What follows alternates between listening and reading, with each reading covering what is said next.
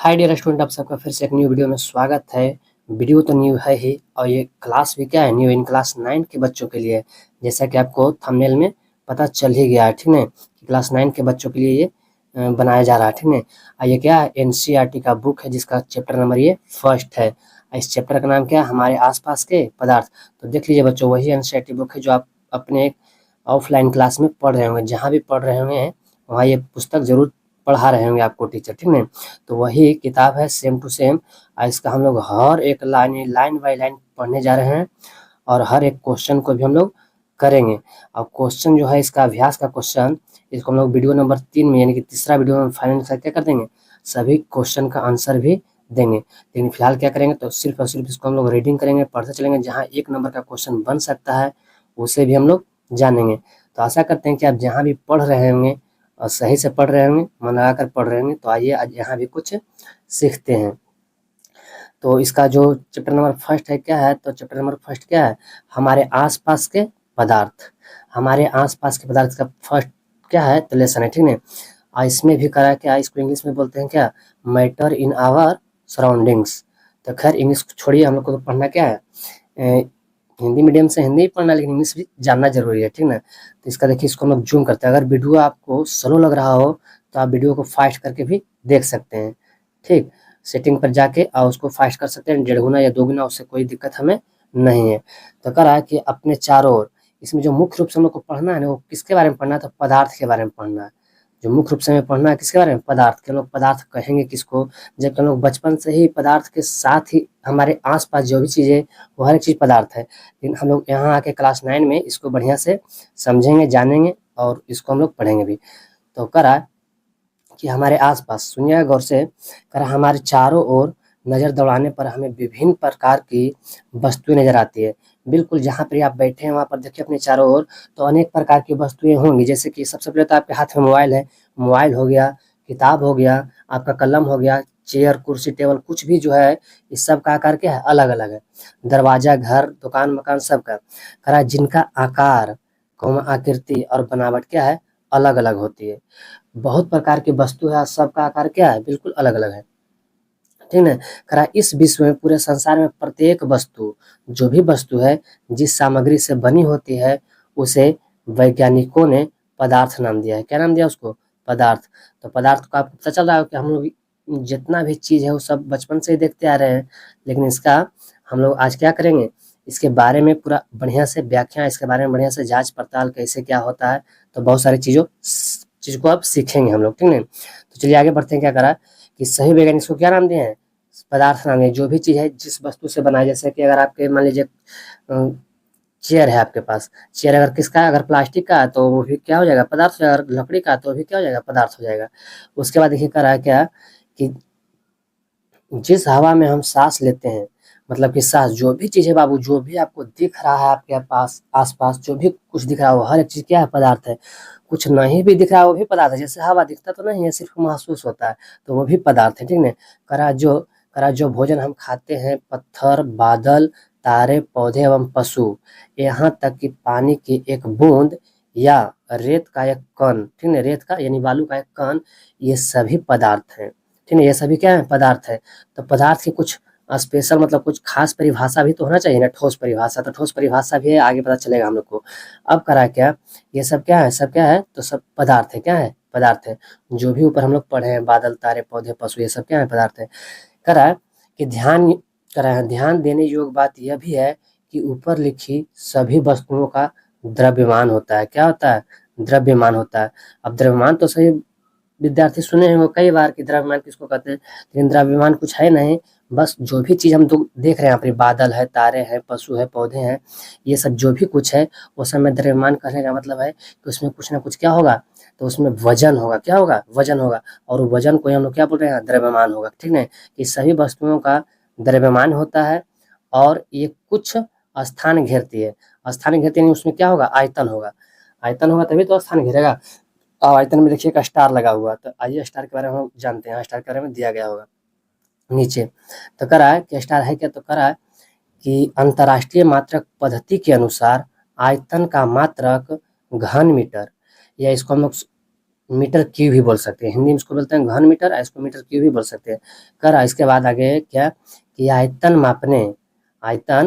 मापने का साधारण मात्रक लीटर या कैपिटल एल भी लिख सकते हैं, ठीक है। लीटर है, क्या है, साधारण मात्रक लीटर भी बोल सकते हैं, लेकिन जो अंतर्राष्ट्रीय मात्रक पद्धति है उसको हम लोग क्या बोलते हैं, मीटर क्यूब। यानी कि ये पूरी दुनिया के हर एक देश में ये लागू रहता है, ठीक है। वो क्या है, जनरली भाषा में बोलते हैं एल। उसके बाद यहाँ दिया गया कि 1 लीटर जो होता है किसके बराबर होता है, तो 1 डेसीमीटर क्यूब के बराबर होता है। 1 लीटर ही 1000 मिलीलीटर यानी 1000 ml के बराबर होता है। 1 लीटर ही क्या, तो करा यहाँ पर 10 के पावर 3 यानी कि 1000 सेंटीमीटर क्यूब होता है। तो ये इसका मात्रक है, क्या है, मात्रक है। मतलब 1 लीटर को हम लोग 1 डेसीमीटर क्यूब भी बोल सकते हैं, 1000 ml भी बोल सकते हैं, और 1000 या 10 के पावर 3 सेंटीमीटर क्यूब भी बोल सकते हैं। तो ये सब बात नॉर्मल है, ठीक है।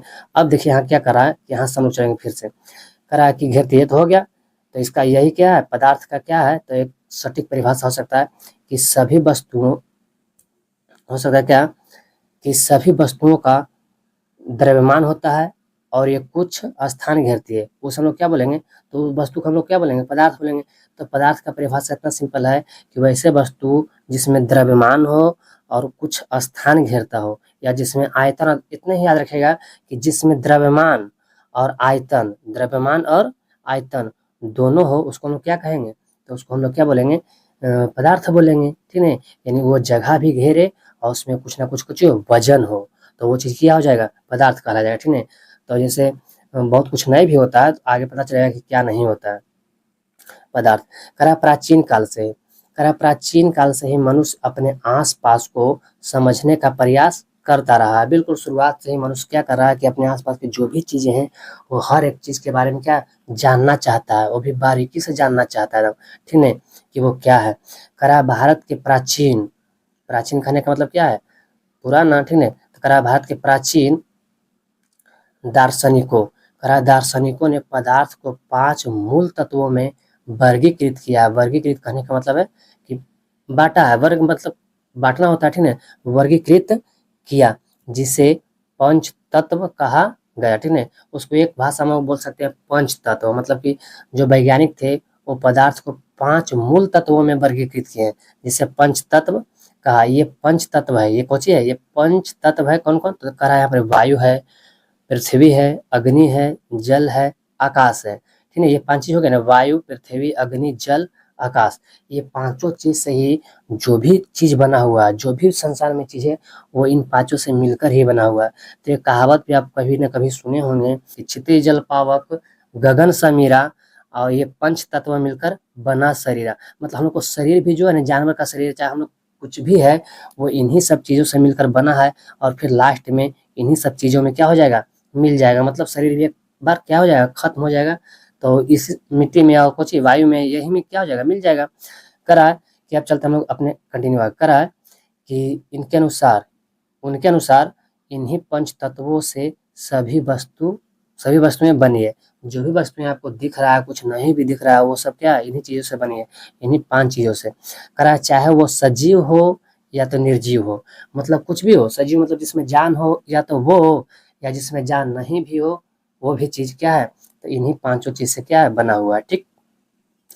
तो अब करा क्या आगे कि उस समय के यूनानी दार्शनिकों ने भी, यूनान के लोग, ठीक है, यूनान के मतलब वैज्ञानिक, यूनानी दार्शनिकों ने भी पदार्थ को इसी प्रकार वर्गीकृत किया है। मतलब जिस प्रकार से भारत के दार्शनिक या वैज्ञानिक वर्गीकृत किए थे, ठीक उसी प्रकार से यूनान के भी लोग इसको वर्गीकृत किए थे, ठीक है, पदार्थ को 5 ही प्रकार से, ठीक है। अब करा क्या कि आधुनिक वैज्ञानिकों ने पदार्थ को भौतिक गुणधर्म, सुनिएगा, वो तो हो गया प्राचीन काल के बाद।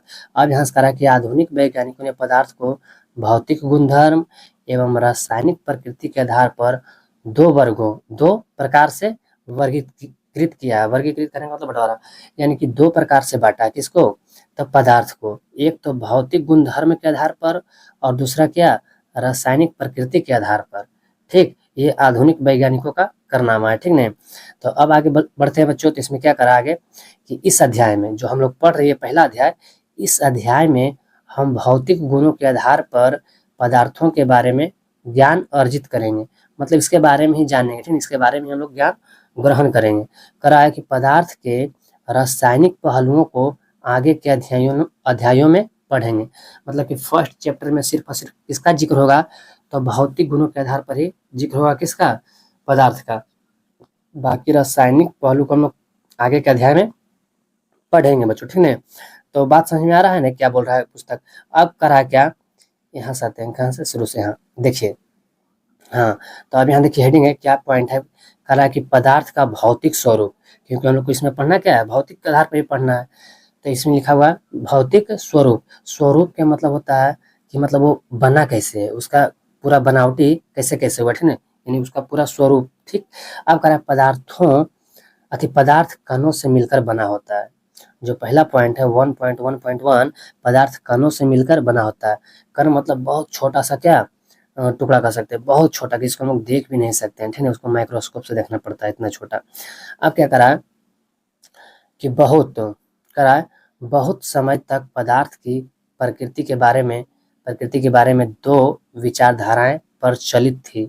प्रचलित मतलब कि एक प्रकार से कह सकते हैं कि जैसे कैसे आजकल के होता है कि वायरल है, ट्रेंडिंग है, इस प्रकार से क्या है, वो विचारधारा उस समय के क्या था, लोकप्रिय था, ठीक है। प्रचलित मतलब इसके दो विचारधाराओं के बारे में ज्यादा मतलब बात चलता होगा पहले। तो क्या क्या, तो करा एक विचारधारा का कहना यह मानना था कि पदार्थ लकड़ी के टुकड़ों की तरह, जो लकड़ी के टुकड़ा होता है सतत उसके तरह सतत होते हैं। सतत मतलब कि उसमें कोई कण नहीं है, कोई जुड़ाव नहीं है, मतलब एक सलगे है, क्या है, एक ही चीज से बना हुआ है, ठीक है, ऐसे मानते थे। परंतु कुछ अन्य विचारधारा का मानना था कि पदार्थ रेत की तरह कणों से मिलकर बने होते हैं। एक विचारधारा का कहना था कि नहीं, कोई भी पदार्थ अगर है तो जैसे लकड़ी है तो कैसे एकदम पूरा डायरेक्ट होता है एक ही अथी में, ठीक है, एक ही स्लॉट में। लेकिन कह रहा है कि नहीं, कुछ अन्य विचारधारा का जो मानना था वो क्या था कि नहीं, पदार्थ रेत की तरह, मतलब कि एकदम जैसे कैसे होता है बालू वगैरह, ठीक है, रेत की तरह तरह के कणों से मिलकर बने हैं। मतलब कोई भी चीज जो बना है ना, वो एक छोटे छोटे टुकड़े से मिलकर बना है, ठीक है। अब आपको क्या लगता है कि कौन सा विचारधारा सही होगा, पहला या दूसरा? तो इसके बारे में हम लोग पढ़ेंगे आगे, ठीक है। ऐसा हम आपको बताते हैं कि पदार्थ कणों से मिलकर बना है, हेडिंग में था, ठीक है, तो वो कणों से मिलकर ही बनेगा। करा कि पदार्थ कणों से मिलकर बना है, ठीक है। तो विचारधारा कुछ भी हो सकता है शुरुआत में लोग बहुत कुछ सोचते हैं। अब क्या करा आगे कि आइए एक क्रियाकलाप के द्वारा पदार्थ के स्वरूप, मतलब वो कैसे बना, उसका पूरा बनावटी को हम लोग देखेंगे, के बारे में निर्णय करते हैं कि ये सतत है या कणों से बने हैं, ठीक है, मतलब कि कणों से बने हैं या सतत मतलब एक सलगे है। तो आइए इसका हम लोग क्रियाकलाप देखिए 1.1 क्रियाकलाप देखते हैं। क्रियाकलाप 1.1 देखिएगा, यहाँ गौर से सुनिएगा हर एक बात को। कह रहा है कि एक 100 ml का बीकर ले, बीकर यानी कि क्या, कोई बर्तन हो सकता है। एक इस बीकर को जल से आधा भरकर जल के स्तर पर निशान लगा दें। मतलब एक बीकर लेना है, एक बर्तन लेना है, ठीक है, छोटा सा क्या लेना है, बर्तन। और इसको क्या करना है कि इसको आधा जल से क्या करना है, मतलब भरना है। वहाँ पर निशान भी लगाना है कि यहाँ तक क्या है, पानी है।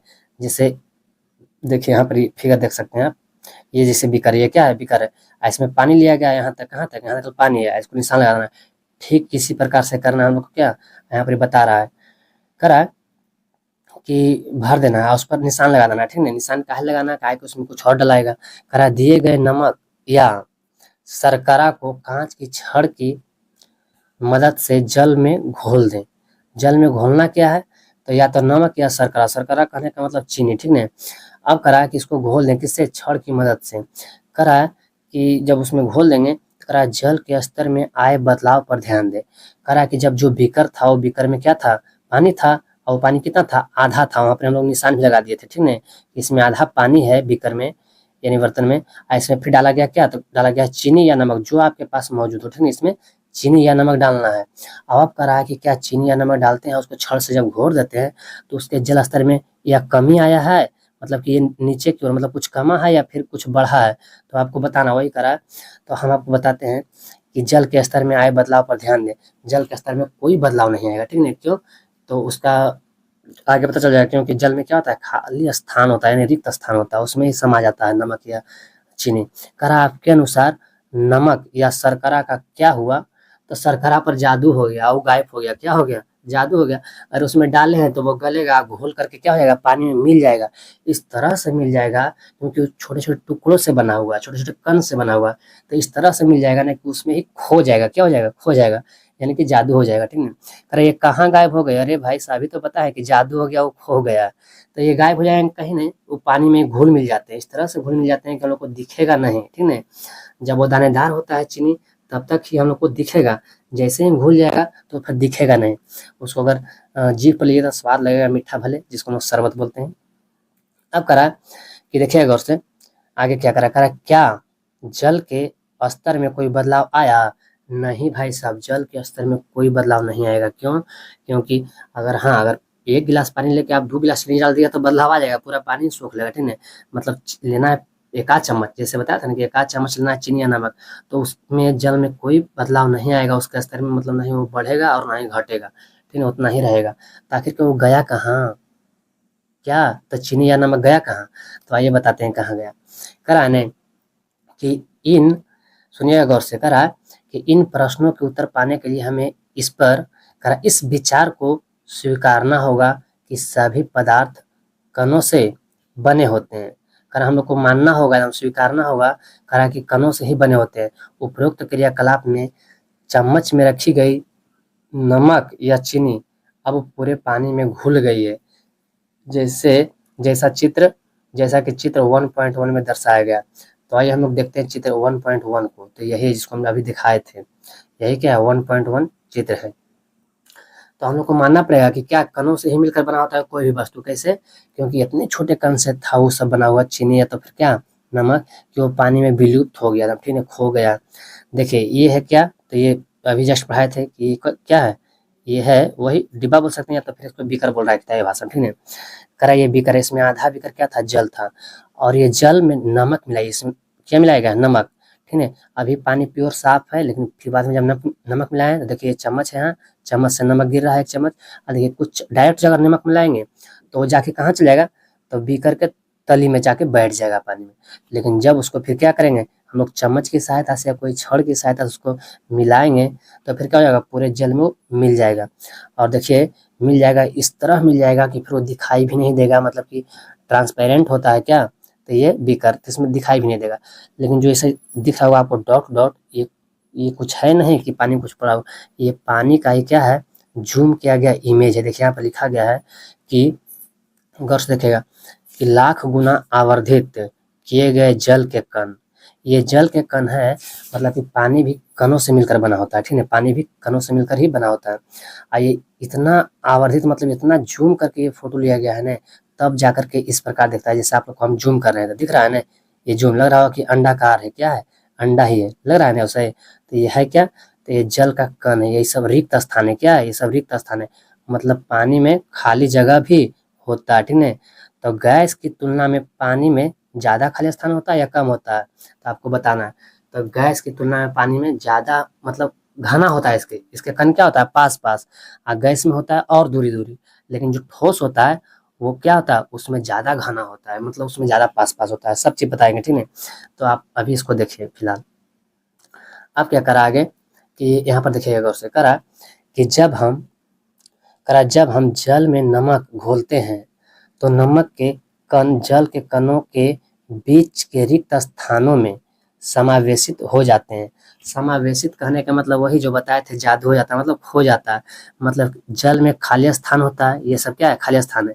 जल में खाली स्थान, इसमें गया नमक या चीनी, और ये नमक या चीनी क्या हुआ कि खाली स्थान में ही उसका जगह क्या हो गया, वो खाली स्थान में ही अपना जगह भर लिया।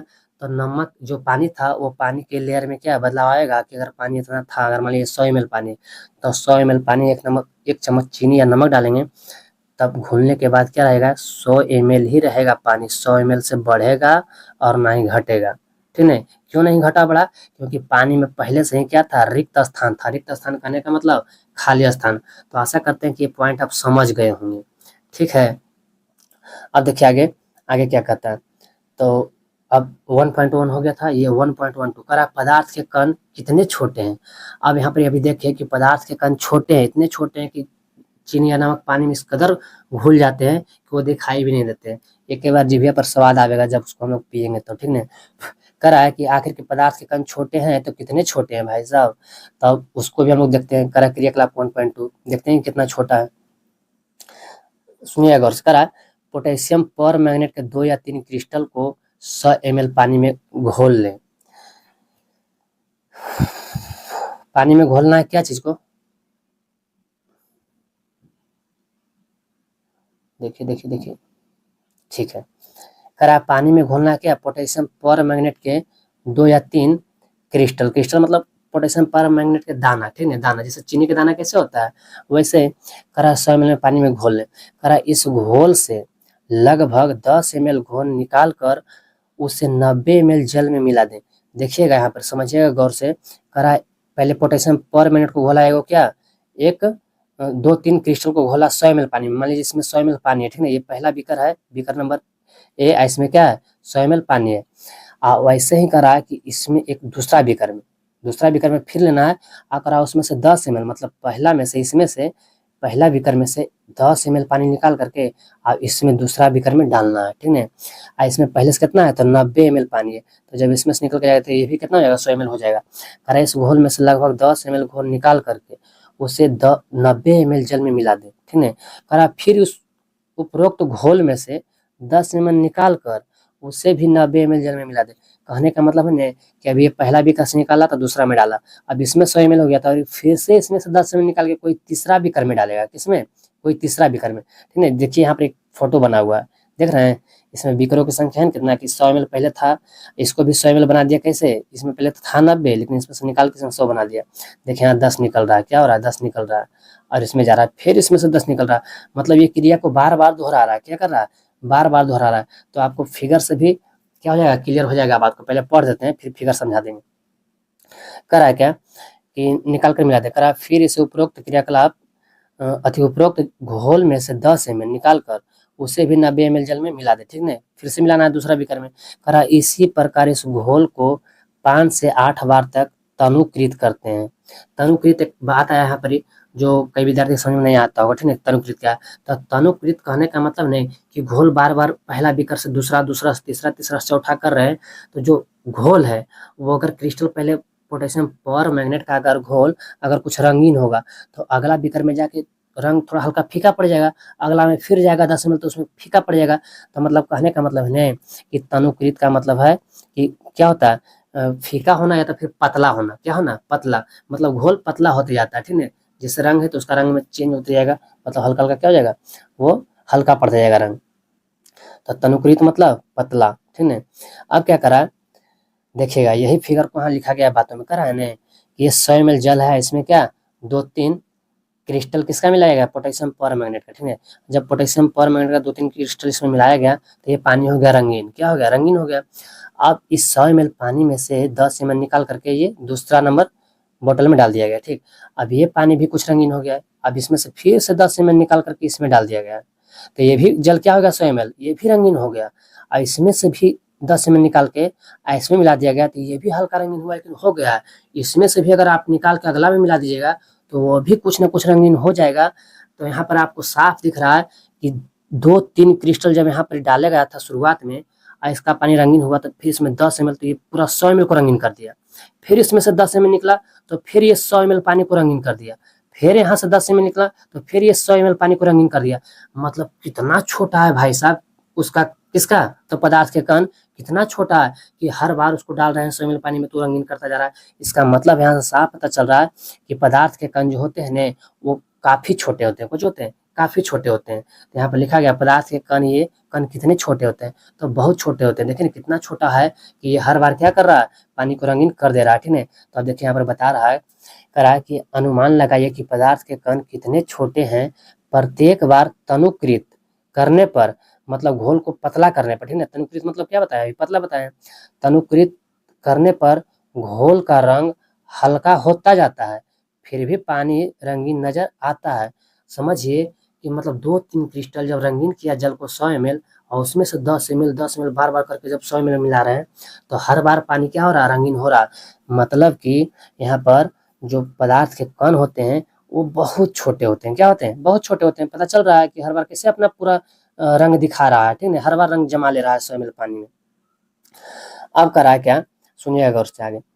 करा है ना कि यह प्रयोग दर्शाता है कि पोटेशियम परमैंगनेट के बहुत थोड़े से, सुनिएगा गौर से, बहुत थोड़े से क्रिस्टलों से मतलब दानों से पानी की बहुत अधिक मात्रा 1000 ml भी रंगीन हो जाती है। हाँ, हो जाएगी। कैसे? देखिए ना, यहीं पर देखिए, अगर 8 बार किए हैं तो 8 बार क्या हो रहा है कि मतलब 100-100 ml पानी को रंगीन कर रहा है, ठीक है? तो वही यहाँ पर करा कि 1000 लीटर पानी भी रंगीन हो जाती है। इससे हम ये निष्कर्ष निकाल सकते हैं कि पोटेशियम परमैंगनेट के केवल एक क्रिस्टल में कई सूक्ष्म कण होंगे। जैसे ही बात आ गया बउआ कोची का, सूक्ष्म कण, तो सूक्ष्म के मतलब ये होता है क्या, छोटा। आज छोटा तो बहुत प्रकार के होते हैं कि छोटा जैसे आपके कलम है, कलम का जो नीब है वो भी छोटा है, लेकिन हम लोग को दिखाई पड़ जाता है, ठीक है? लेकिन ये इतना सूक्ष्म है ना कि हम लोग को दिखेगा नहीं। अगर देखना भी है ना तो एक मशीन आता है स्पेशल, उसका नाम आप लोग जानते होंगे। तो आप बताइए कि सूक्ष्म चीजों को देखने के लिए किस चीज का प्रयोग करते हैं, ये कमेंट बॉक्स में बताना है आपको, ठीक। अब करा क्या कि ये कण छोटे होते हैं, अति छोटे छोटे कणों से विभाजित होते रहते हैं। मतलब ने कि जो क्रिस्टल था वो हर बार छोटे छोटे कणों में बट रहे थे, इतना बट रहे थे कि मतलब कि हर बार 100 ml पानी को क्या कर रहे थे, वो मतलब कि रंगीन कर दे रहे थे, ठीक है। अब आते हैं कहाँ, यहाँ से कहाँ गया जी, हाँ यहाँ। ये तो हो गया कि पदार्थ के कण कितने छोटे होते हैं। अब यहाँ से करा कि एक स्थिति में, सुनिएगा गौर से, करा एक स्थिति में ये कण और छोटे भागों में विभाजित नहीं किए जा सकते हैं। मतलब अगर अति छोटा हो गया, बहुत छोटा हो गया, जब सूक्ष्म हो जाएगा तो फिर ये छोटा नहीं होगा, ठीक है। करा पोटेशियम परमैंगनेट की जगह 2 ml डेटॉल से भी हम ये क्रियाकलाप कर सकते हैं। हाँ, अगर आपके पास नहीं मौजूद है क्या, तो पोटेशियम परमैंगनेट, तो आप उसके जगह 2 ml डेटॉल ले सकते हैं, जो कि हर घर में होता है, ठीक है। करा डेटॉल भी ले सकते हैं आप, उसको भी क्या कर सकते हैं, लगातार तनुकृत मतलब पतला होने पर भी उसकी महक हमें मिलती रहती है। आप 1000 लीटर के टंकी की जो पानी है ना, उसमें भी अगर 2 ml डेटॉल डाल दीजिएगा ना, तो पूरा नल जल वाला पानी क्या हो जाएगा, डेटॉल के जैसा धमकेगा। इसका मतलब ये साफ होता है कि जो पदार्थ के कण हैं वो बहुत छोटे होते हैं, एकदम सूक्ष्म होते हैं। क्या होते हैं? सूक्ष्म होते हैं। तो देखिए कि हाँ, नीली पट्टी दिया गया, इसमें लिखा गया क्या कि पदार्थ के कण बहुत छोटे होते हैं, इतने छोटे कि हम कल्पना भी नहीं कर सकते हैं। देख रहे हैं, कल्पना भी नहीं कर सकते कि वो कितना छोटा है, ठीक है। अब देखिएगा क्या, तो सुनिएगा गौर से। करा पदार्थ के कणों के अभिलाक्षणिक गुण, करा है ना कि पदार्थ के जो गुण है इसके कुछ अभिलाक्षणिक गुण है। क्या है? करा पदार्थ को कणों के अभिलाक्षणिक गुण, करा पदार्थ के कणों के बीच रिक्त स्थान होता है। वो तो देख लिए कि पदार्थ कितना छोटा होता है, इतना छोटा होता है कि उसका हम लोग अंदाजा भी नहीं लगा सकते, ठीक है। पदार्थ के कणों के अभिलाक्षणिक गुण में जो पहला गुण है, करा पदार्थ के कणों के बीच रिक्त स्थान होता है। तो हम लोग देखे थे कि जल में कैसे रिक्त स्थान था, रिक्त स्थान था तभी तो चीनी या नमक क्या हो गया था, उसके रिक्त स्थान में क्या हो गया था, समाहित हो गया था, ठीक है, यानी कि उसमें ही खो गया था। अब करा क्या कि क्रियाकलाप 1.1 और 1.2 में नमक या शर्करा या डेटॉल या पोटेशियम परमैंगनेट के कण समान रूप से पानी में वितरित हो गए। वितरित मतलब कहने का मतलब कि बट गए, ठीक है। इसी प्रकार जब हम चाय, कॉफी या नींबू पानी बनाते हैं तो एक पदार्थ के कण दूसरे पदार्थ के कणों के रिक्त स्थानों कहने का मतलब खाली स्थान में समावेशित हो जाते हैं। समावेशित मतलब उसमें ही क्या हो जाते हैं, उसके रिक्त स्थान में वो समा जाते हैं, ठीक है। एक पदार्थ के कण दूसरे पदार्थ के कण में क्या हो जाते हैं, समा जाते हैं। करा यह दर्शाता है कि पदार्थ के कणों के बीच पर्याप्त रिक्त स्थान होता है, ठीक है। तो पदार्थ के कणों के बीच क्या होता है, रिक्त स्थान होता है, यानी खाली स्थान होता है। अब तो पता चल रहा है ना। अब करा दूसरा अभिलाक्षणिक गुण में ये दूसरा गुण है। पहला क्या हो गया कि पदार्थ के कणों के बीच क्या होता है, रिक्त स्थान होता है। अब दूसरा क्या अभिलाक्षणिक गुण है कि पदार्थ के कण निरंतर गतिशील होते हैं। गतिशील कहने का मतलब वो चलते रहते हैं। जो पदार्थ के कण होते हैं वो हमेशा क्या होते हैं, गतिशील होते हैं, ठीक है। देखिए इसके बारे में हम लोग पढ़ते हैं। करा क्रियाकलाप 1.3। अब क्या करा कि अपनी कक्षा के किसी कोने में एक बुझी हुई अगरबत्ती रख दें। इसकी सुगंध लेने के लिए आपको इसके कितने समीप जाना पड़ता है। समीप मतलब पास, मतलब बुझा हुआ अगरबत्ती, अगरबत्ती अगर जलेगा तो महमहा जाएगा पूरा टोला मोहल्ला, ठीक है। इनका अगरबत्ती बुझा हुआ है, ठीक है, तो उसको उसका महक लेने के लिए हम लोग को पास जाना पड़ता है, उसका किसका समीप जाना पड़ता है अगरबत्ती के, तो हम लोग को महक आएगा थोड़ा बहुत, ठीक है, वरना दूर से तो नहीं आएगा। अब करा अब अगरबत्ती जला दे, क्या होता है, क्या दूर से ही इसकी सुगंध आपको मिलती है, हमें क्या हमारे पूरे पड़ोसी को मिल जाएगा जी, ठीक है। अगर अगरबत्ती को जला देंगे ने तो पूरा टोला महक जाएगा, ठीक। एक से एक अगरबत्ती आता है आजकल। अब करा क्या कि जला देने पर क्या हो जाएगा, तो वो दूर से ही धमकेगा। तो आखिर कैसा क्यों हो रहा है भाई साहब कि जलाने पर दूर से ही धमक रहा है और जब बुझाए तो नहीं धमक रहा है। आइए ना, हर क्वेश्चन का जवाब मिलेगा यहाँ। कराना है कि अपने परीक्षण को नोट करें, ठीक है। परीक्षण मतलब जो भी आप जांच पड़ताल किए हैं उसको आप नोट करना है पेपर पर। खैर सब करिएगा मत, इस बकवास। कराना है कि जल से भर करा क्या करा कि जल से भरे 2 गिलास या 2 बीकर लें। ओए होए कहाँ चला है, उसमें आ गए। उफ उफ उफ उफ उफ उफ उफ उफ। ठीक है, ठीक ठीक ठीक ठीक ठीक ठीक ठीक। अब कराने यहाँ पर बताते हैं आपको कि आखिर के जब अगरबत्ती जला तो फिर मतलब कि सुगंध दूर से ही कैसे पता चल गया। तो जो कण होता है क्या, पदार्थ के जो कण होता है वो निरंतर क्या होता है, गतिशील, मतलब चलते रहता है। और उसके बाद जब पदार्थ के जो क्या होते हैं कण होते हैं, अगर उसको तापमान दिया जाए, तापमान मतलब गर्म किया जाए, तो गर्म होने पर पदार्थ के जो कण होते हैं उसमें गतिज ऊर्जा बढ़ जाता है। गतिज ऊर्जा कहने का मतलब है उसमें गति इधर उधर फैलने की गति क्या होता है, बढ़ जाता है, एकदम चारों दिशाओं में फैल जाता है, ठीक है। जब उसको हम लोग क्या करते हैं गर्म करते हैं तो यानी तापमान उसका बढ़ेगा कोई भी वस्तु का, तो उसका गति ऊर्जा क्या हो जाएगा, बढ़ जाएगा। इसलिए खाना वगैरह भी कभी कभी क्या होता है, सवेरे सवेरे किसी घर में बनता है तो बाहर तक महक आ जाता है। क्यों, क्योंकि जो भी खाना सब्जी वगैरह या दाल वगैरह बनता है तो उसके जो कण होते हैं उसमें क्या होता है, गर्म रहता है, तो गर्म होने के कारण क्या होता है, उसके कण में गतिज ऊर्जा अधिक होता है। अधिक होने के कारण क्या होता है, वो पूरा क्षेत्र आता है चारों तरफ उसका महक यानी सुगंध, ठीक है। अब क्या करा आगे सुनिएगा गौर से। तो ये सब बात समझ में आ रहा है ना बच्चों। करा है कि आगे की रखला 1.4 में करा है क्या कि जल से भरे 2 गिलास या 2 बीकर ले, गिलास ले या तो बीकर ले, जो आपके पास मौजूद हो उसको ले। खैर सब तो करना है नहीं, फिर भी सुनना जरूरी है। करा पहले बीकर के एक सिरे पर सावधानी से एक बूंद लाल या नीली स्याही डाल दें। अब करा है कि पानी लेना है, पानी में क्या डालना है, स्याही डाल दें या तो फिर क्या डाल दें, नीली स्याही या लाल स्याही कुछ भी डाल दें, ठीक है। करा कि अब दूसरे में शहद डाल लें, एक में शहद है एक में स्याही है, ठीक है। अब करा कि इनको अपने घर में या कक्षा के एक कोने में रख दें। करा रखना है, गिलास लिए हैं, गिलास में क्या है पानी है, एक में क्या है शहद है और एक में क्या है स्याही है। तो आपको पता होगा कि शहद थोड़ा क्या होता है, गाढ़ा होता है। क्या होता है गाढ़ा, मतलब वो पूरा मतलब कि स्याही से तो ज़्यादा गाढ़ा होता है, ठीक है। अब करा क्या कि इनको एक घर में या तो फिर कक्षा में किसी कोने में रख दें जहाँ पर कोई उसको डिस्टर्ब ना करे, ठीक है। करा अपने प्रेक्षण को नोट करें क्या होगा ऐसा करने से। ऐसा करने से क्या होगा, तो क्या होगा ना कि वो भी जो होता है गिलास में शहद और स्याही वो दोनों पूरे में फैल जाएगा। क्या हो जाएगा, फैल जाएगा।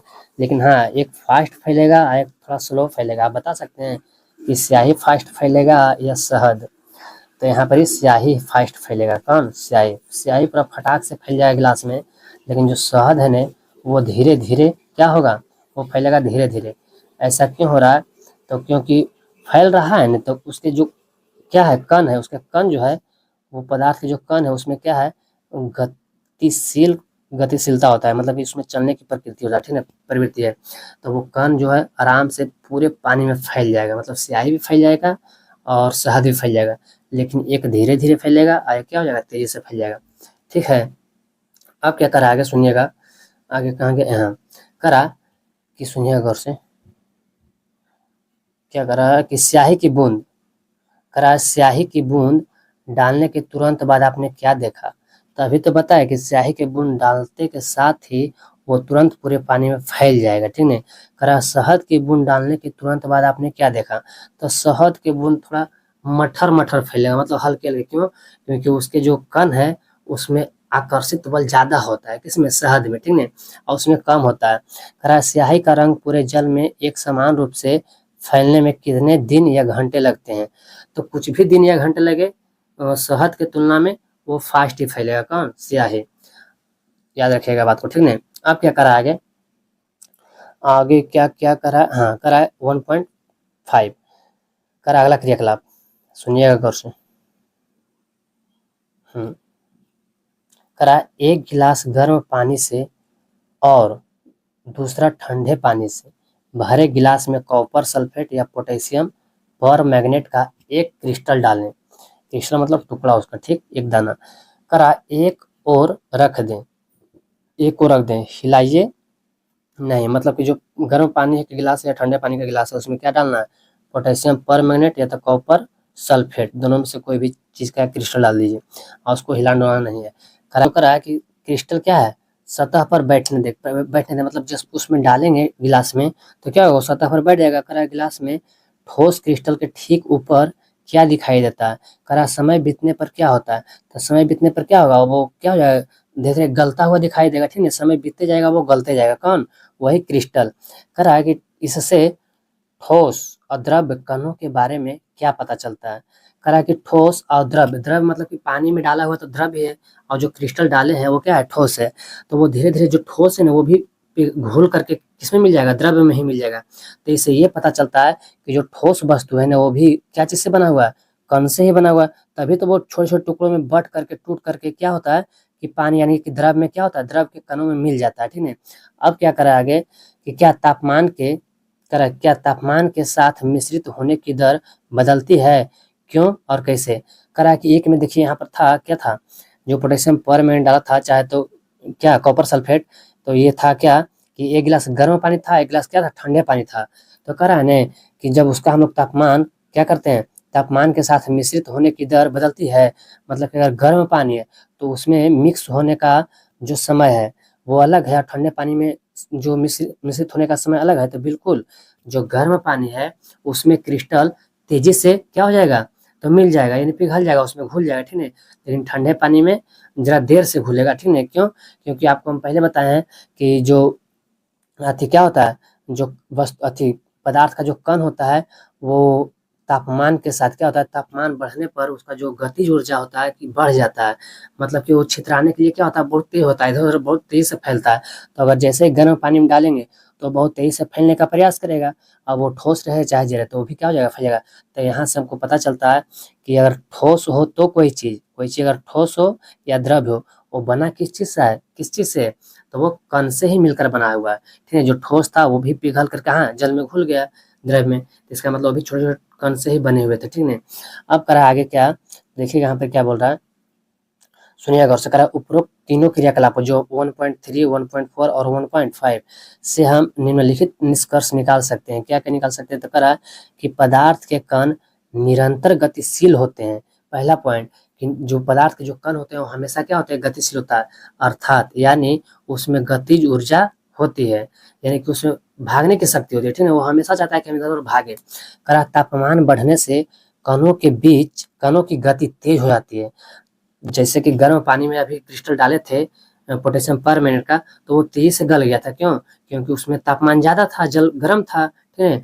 करा तापमान बढ़ने पर कणों की गति तेज हो जाती है। जैसे कि हम लोग पहले भी पढ़े थे कि अगरबत्ती अगर बुझी हो तो उसका सुगंध, अगर अगरबत्ती को जला देंगे तो उसका सुगंध, दोनों में किसका सुगंध आपको आसानी से पहुंचेगा नाक के पास, तो जलती हुई अगरबत्ती को, क्यों, क्योंकि वो जलने पर उसका तापमान क्या होता है, बढ़ जाता है, उसके कणों में तापमान, और तापमान जैसे ही बढ़ता है तो उसके जो कण होते हैं वो तेज गति से भागते हैं, ठीक है, तेज गति से भागते हैं, इसलिए जल्दी से कहीं भी पूरे टोला मोहल्ला सब महक जाता है, ठीक है। इसलिए हम कह सकते हैं कि तापमान बढ़ने से कणों की गतिज ऊर्जा भी क्या होता है, बढ़ जाता है, ठीक है। तो यहाँ से ऑब्जेक्टिव भी बन सकता है कि तापमान बढ़ने पर कणों की गतिज ऊर्जा बढ़ती है या घटती है। तो आपको याद रखना है बच्चों कि गतिज ऊर्जा क्या होती है, बढ़ जाती है, ठीक है। अब करा क्या कि उपरोक्त तीनों क्रियाकलापों से हमने देखा कि पदार्थ के कण अपने आप ही एक दूसरे के साथ अंतः मिश्रित हो जाते हैं। हाँ, हम जो भी क्रियाकलाप पर किए थे वो समय क्या देख रहे थे कि या तो स्याही हो या तो फिर क्या, स्याही के स्थान पे कोई शहद भी था, तो वो सब क्या हो रहा था कि एक पदार्थ दूसरे पदार्थ में अपने आप क्या हो रहे थे, मिल रहे थे, घुल मिल रहे थे। चाहे तो यहाँ पर ये था क्या, पोटेशियम क्लोरेट अति पोटेशियम पर मैग्नेट, ये भी था, तो क्या हो रहा था कि ये भी जल में घुल रहा था, ठीक है। ये हर एक चीज इसमें एक पोटेशियम पर मैग्नेट एक जल, दो वस्तु यानी कि दो पदार्थ है, तो यहाँ पर भी दोनों क्या हो रहा था, आपस में मिल घुल रहा था, ठीक है। तो यहाँ पर अब कह रहा है आगे क्या, देखिएगा कहाँ गया, कह रहा है कि हाँ उपरोक्त क्रियाकलाप में हमने देखा कि पदार्थ के कण अपने आप ही एक दूसरे के साथ अंतः मिश्रित हो जाते हैं। अगर हम लोग चीनी या नमक को नहीं भी घोलेंगे ना तो वो अपने आप धीरे धीरे क्या हो जाएगा, घुल मिल जाएगा। लेकिन अगर जल्दी से घोलना है तो उसको हम चला आते हैं चम्मच से। करा ऐसा कणों के रिक्त स्थानों में समावेश के कारण होता है। करा ये ऐसा क्यों होता है, तो जो रिक्त स्थान होते हैं कण में क्या होते हैं, रिक्त स्थान होते हैं, मतलब कोई भी पदार्थ में रिक्त स्थान होता है, करा समावेश के कारण होता है। करा दो विभिन्न मतलब अलग अलग पदार्थ, ठीक है, दो विभिन्न पदार्थों के कणों का स्वतः मिलना, स्वतः मतलब होता है अपने आप मिलना या खुद से ही मिल जाना, विसरण कहलाता है। क्या कहलाता है, विसरण कहलाता है। तो यहाँ पर एक सवाल और बन सकता है कि विसरण किसे कहते हैं, तो आपको बताना है कि दो विभिन्न पदार्थों के कणों का, चाहे तो दो अलग अलग पदार्थों के कण खुद ब खुद मिल जाना या खुद ब खुद मिल जाते हैं, उसे हम लोग क्या कहेंगे, विसरण कहेंगे। क्या कहेंगे, विसरण। विसरण का मतलब है कि दो पदार्थ स्वतः से यानी अपने से मिल जाते हैं, उसे हम लोग क्या बोलेंगे, तो उसे हम लोग बोलेंगे क्या, विसरण बोलेंगे। तो आप विसरण की परिभाषा याद रखिएगा, ठीक है। करा हमें आगे देखिएगा क्या करा हमें यह भी पता चलता है कि गर्म करने पर विसरण तेज हो जाता है। हाँ, अभी हम बताए थे कि जब कोई वस्तु को गर्म करते हैं, चाहे कोई पदार्थ को गर्म करते हैं, तो उसका जो गति ऊर्जा होता है ना वो क्या होता है, तेज हो जाता है। तो विसरण मतलब मिलने की भी जो गति होता है वो भी तेज होता है। अभी गर्म गिलास में जब गर्म पानी, एक गिलास गर्म पानी था, एक गिलास क्या था, ठंडा पानी। तो गर्म पानी वाले गिलास में क्या हुआ कि तेजी से मिल गया था क्या, पोटेशियम परमैंगनेट या कॉपर सल्फेट, वो तेजी से मिल गया था, वो तेजी से घुल गया था, ठीक है। क्यों, क्योंकि उसमें तापमान ज्यादा था पानी में, ठीक है। तो वही करा कि गर्म करने पर विसरण तेज हो जाता है, ठीक है। करा ऐसा क्यों होता है, ऐसा क्यों होता है, तो ऐसा इसलिए होता है कि गर्म करने पर जो कण का क्या है, जो पदार्थ के कण है उसमें गतिज ऊर्जा क्या होता है, बढ़ जाता है, इसलिए विसरण मतलब तेजी से मिल जाता है। अगर उसका गतिज ऊर्जा तेज हो जाएगा, तापमान बढ़ने पर गतिज ऊर्जा तेज हो गया, तो वो छितराने यानी भागने के लिए उतावला रहेगा, ठीक है। तो इसलिए क्या होता है, तेजी से मिल जाता है। तो ये विसरण किसको बोल रहे हैं, दो पदार्थों का मिलना ही क्या होता है, विसरण होता है। और उसको भाई खुद ब खुद यानी अपने आप मिलता है तो उसको बोलते हैं विसरण। तो जब पानी गर्म था और उसमें क्या डाले थे, पोटेशियम परमैंगनेट, या तो फिर क्या था, एक चीज और था, उसको जब डाले थे तो वो क्या होगा, तेजी से घुल मिल गया। तो ऐसा क्यों हुआ, क्योंकि विसरण तेज इसलिए हुआ क्योंकि हमको पता है कि पदार्थ के कण को जब गर्म करेंगे तो वो तेजी से क्या होगा, फैलने का प्रयास करेगा, ठीक है। इसके बाद यहाँ चलते हैं, देखिएगा। तो ये सब जानकारी आपको अच्छा लग रहा होगा सुनकर, ठीक है। तो यहाँ पर देखिए आगे क्या करा कि पदार्थ के कण एक दूसरे को आकर्षित करते हैं। हम लोग अभी देख रहे हैं क्या, अभी हम लोग क्या पढ़े थे, यहाँ पर पढ़े थे अभी कि हाँ पदार्थ के कण क्या करते हैं, तो पदार्थ के कण निरंतर गति होते रहते हैं, गतिशील होते हैं। उसके बाद इससे पहले हम लोग पढ़े थे पदार्थ के कण के बीच रिक्त स्थान होता है, ये सब इसका गुण है, ठीक है, पदार्थ का ये सब गुण है। तो ये सबको आप ध्यान में रखना है आपको। इसके बाद ये कुछ है, हाँ ये अगला पॉइंट यही है, क्या है, पदार्थ के कण एक दूसरे को आकर्षित करते हैं। हाँ, तो सुनिएगा गौर से इसको, ठीक है, कि आकर्षित भी करते हैं मतलब कि आपस में जुड़ने का प्रयास करते हैं, ठीक है। करा सुनिएगा क्रियाकलाप 1.6 करा कि इस खेल को एक मैदान में खेलेंगे। आगे बताए गए ढंग से 4 समूह बनाकर मानव श्रृंखला बनाइए। मानव श्रृंखला मतलब आदमियों का ग्रुप होता है यानी जुड़ाव होता है, ठीक है। करा पहला समूह ईद मिस्मी नर्तकों की तरह एक दूसरे को पीछे से कसकर पकड़ ले, ठीक है। देखिए यहाँ पर एक इमेज है, इस तरह से क्या होता है, खेला खिलाया जाता है स्कूल वगैरह में, ठीक है। तो पीछे से देख रहे हैं कि किस प्रकार से मतलब एक दूसरे को हाथ से क्या कर रहे हैं, कस के पकड़े हुए हैं पीछे, ठीक है।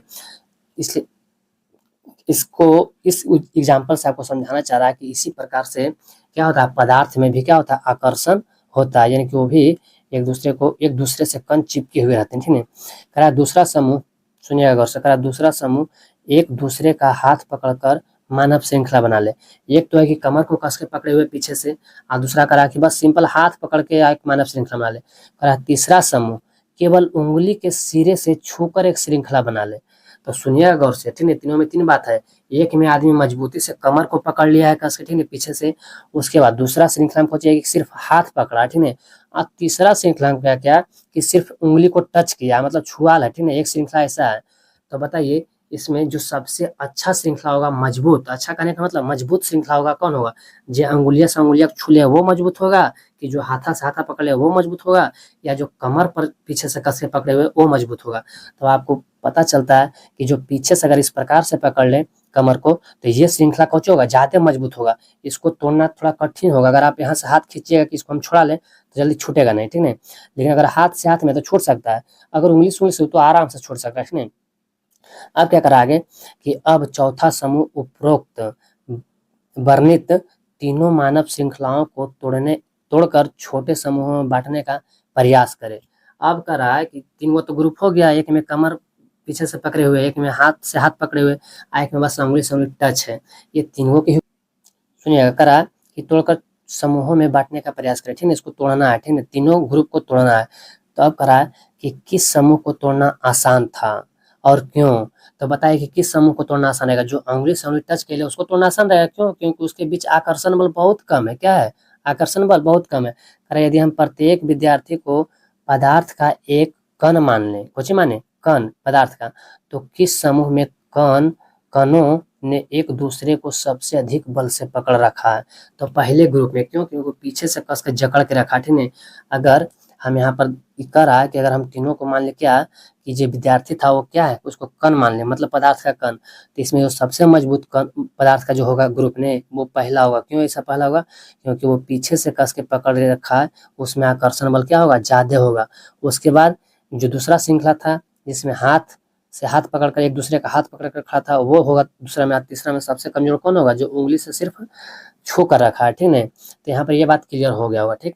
अब करा 1.7 क्रियाकलाप, सुनिएगा गौर से, वीडियो ज्यादा लंबा हो रहा है तो इसको अब हम लोग लास्ट करेंगे कुछ देर के बाद। करा कि एक लोहे की कील, एक चौक का टुकड़ा और एक रबर बैंड लें, ठीक है। तीन चीज लेना है, एक लोहे का कील लेना है, एक चौक का क्या लेना, टुकड़ा लेना, और एक रबर बैंड लेना है। ये रबर करा करा इन पर हथौड़े मारकर या काटकर या खींचकर उसे भंगुर करने का प्रयास करें। भंगुर मतलब अलग करना, ठीक है। भंगुर करना मतलब अलग करना। इसको अलग करने का प्रयास कीजिए। करा इन तीनों में से किसके कण अधिक बल से एक दूसरे से जुड़े होंगे? तो बताइए तो कि लोहे का कण एक दूसरे से अधिक बल से जुड़े होंगे, या चौक का, या रबर बैंड का? तो आपको पता चल जाएगा कि यहाँ सबसे जो मजबूत है, जो ठोस अवस्था में है, पदार्थ की कितने अवस्थाएं हैं? 3 अवस्थाएं, ठीक है।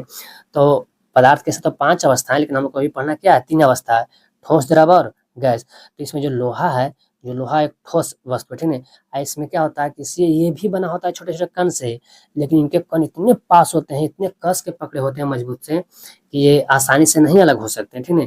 तो वही करा है कि इसको हथौड़ा मार कर या काट कर या खींच कर अलग करने का प्रयास कीजिए।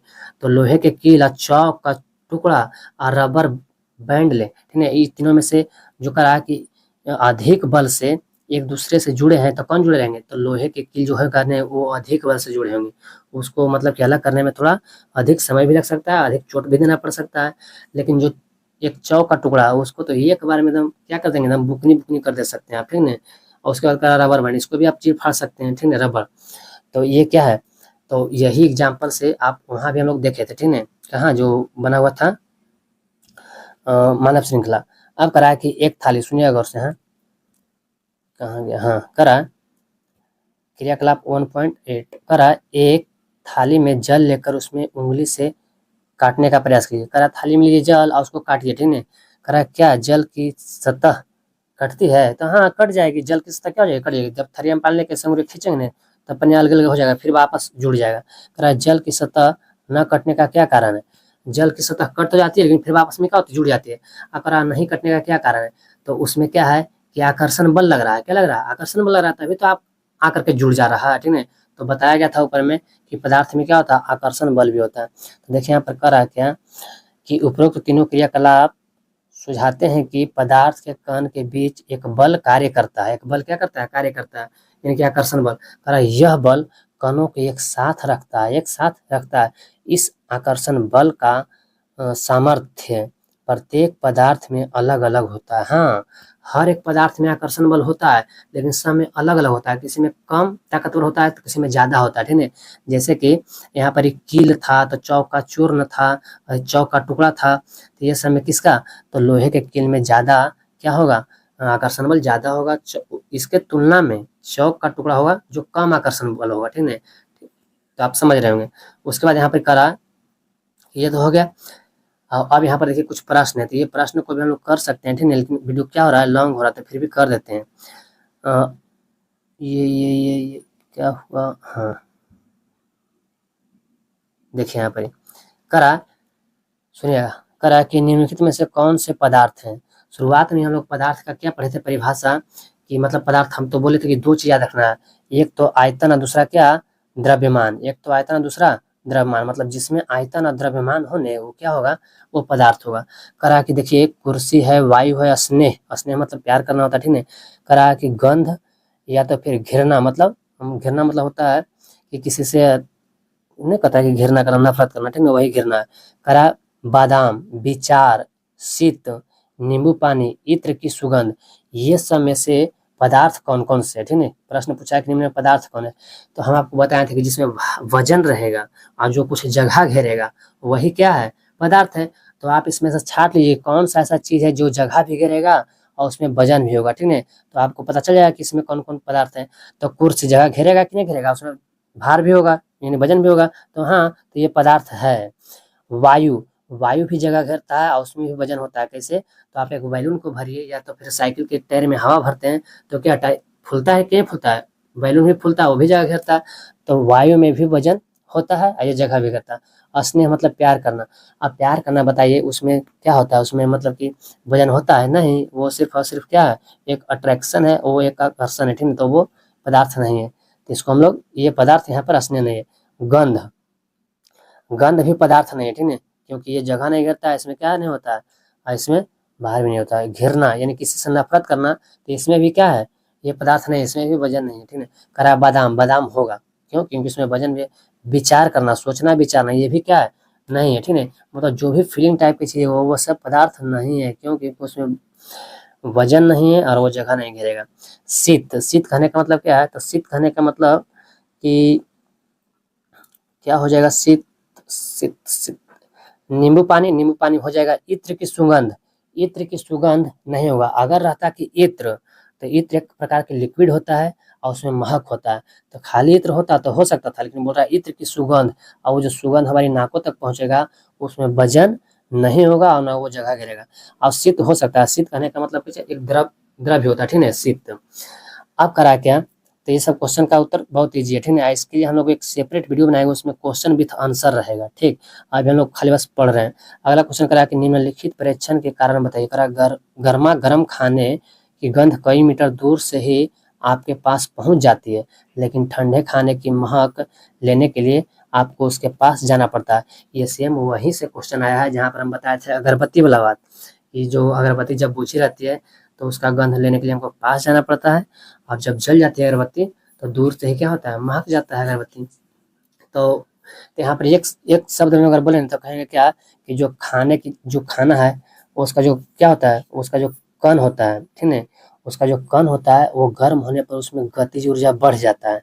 इसलिए गर्म खाना दूर से ही क्या होता है, मतलब हमारे पास गंध आ जाता है, ठीक है। तो इसका एक शब्द में अगर बोले तो गर्म जो खाना होता है उसके कण क्या होते हैं, तो उसके कण में गतिज ऊर्जा तेज होता है या अधिक होता है, इसीलिए हमको दूर से उसका सुगंध क्या होता है, मालूम पड़ जाता है। अब अगला क्या करा है, तो अगला क्वेश्चन में ये करा है कि स्विमिंग पूल में गोताखोर पानी काट पाता है, इससे पदार्थ का कौन सा गुण प्रेक्षित होता है, मतलब कौन सा गुण का पता चलता है। स्विमिंग पूल में देखते हैं गोताखोर आगे बढ़ता है तो पानी को काट कर ही तो बढ़ता है, और पानी कट भी जाता है।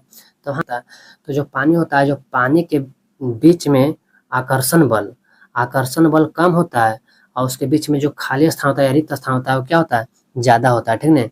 तो रिक्त स्थान ज्यादा होने के कारण और उनके बीच मतलब पानी के कणों के बीच आकर्षण बल कम होता है, ठोस के तुलना में तो कम ही होगा लिक्विड में, ठीक है।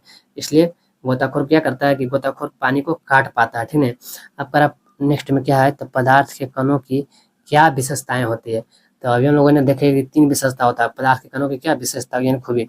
एक तो होता है कि पदार्थ के कणों के बीच रिक्त स्थान होता है, क्या होता है, उसमें निरंतर गति करने का भी क्या होता है, मतलब गति भी कर सकता है। यहाँ पर देखिए पदार्थ के कण निरंतर गतिशील होते हैं, पदार्थ के कण के बीच रिक्त स्थान होता है, ठीक है। ये सब क्या है, तो उसके विशेषता है पदार्थ के। और करा पदार्थ के कण एक दूसरे को आकर्षित भी करते हैं, ठीक है। तो ये क्या हो गया, उसके विशेषता हो गया, किसके, पदार्थ के कणों की विशेषता वही है, ठीक है, कि एक दूसरे को आकर्षित करना। पदार्थ के कण हमेशा निरंतर क्या होता है, गतिशील होता है, या पदार्थ के कणों के बीच रिक्त स्थान होता है, ठीक है। अब यहाँ पर कहा क्या कि पदार्थ की अवस्थाएं, तो हम आपको बताएं, आपको पता भी होगा पहले से, पदार्थ की मुख्यतः 3 अवस्थाएं, ऐसे अवस्थाएं 5 भी है। एक होता है प्लाज्मा अवस्था, एक होता है क्या, बीईसी इसको कहते हैं, इसे क्या बोलते हैं इसको, बोस आइंस्टीन कंडेंसेट, ठीक है। तो वो हम लोग को अभी पढ़ना नहीं है क्लास 9 में, ठीक है।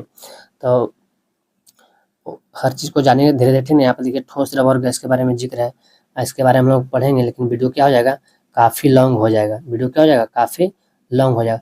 तो इस वीडियो में हम लोग क्या करेंगे कि इतना ही अभी रखते हैं, ठीक है। बाकी हम लोग कहाँ तक पढ़ चुके हैं, तो ये क्वेश्चन नंबर जो है यहाँ तक कर चुके हैं। बाकी ये सब क्वेश्चन का हम लोग आंसर एक सेपरेट वीडियो में भी देखेंगे, क्वेश्चन विथ आंसर। लेकिन अभी फिलहाल क्या कर रहे हैं कि बस इसमें जहाँ जहाँ क्वेश्चन बन सकता है, जो पॉइंट हो सकता है, यानी कि लेक्चर फर्स्ट में हम खाली बस क्या करें, किताब को पढ़ रहे हैं, ठीक है। और इसको तो हम लोग नेक्स्ट वीडियो में पदार्थ की अवस्थाएं को पढ़ेंगे बच्चे, क्योंकि वीडियो लॉन्ग हो जाएगा। आप वीडियो अगर आप फास्ट करके देखते हैं तो 1 घंटा की वीडियो आधा घंटा में आप देख सकते हैं, जिससे आपका समय भी बचेगा, इससे हमें कोई इशू नहीं, ठीक है। तो नेक्स्ट लेक्चर में हम लोग देखेंगे पदार्थ की अवस्थाएं, ठीक है। तो हम लोग इस वीडियो में फिलहाल इतना ही रखते हैं, बाकी यहाँ से फिर शुरू करेंगे, ये सब क्वेश्चन को भी एक अलग सेपरेट वीडियो में हम लोग देखेंगे। तो फिलहाल इतना ही, फिर मिलेंगे, तब तक के लिए धन्यवाद।